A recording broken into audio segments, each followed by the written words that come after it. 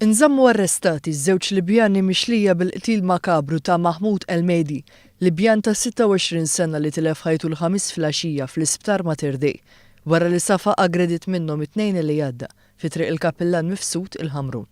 Ramzi Abdul Hafid ta' 36 sena u Ħamsa Kamel ta' 26 sena baqgħu sikta għall-akkużi miġjuba kontrihom quddiem il-Maġistrat Joe Mifsud li maskit ġie interpretat mill-qorti li huma qegħdin iwieġbu mhux ħatja.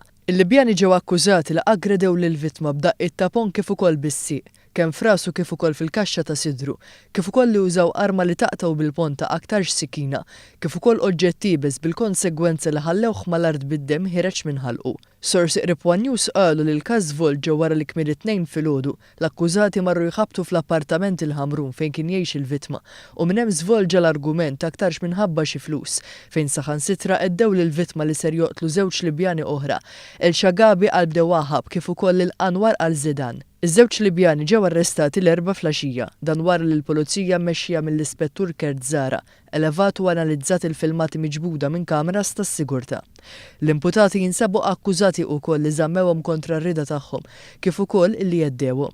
Iż-żewġ akkużati li baqgħu sikta tul is-seduta kollha huma wkoll reċedivi għal każijiet preċedenti.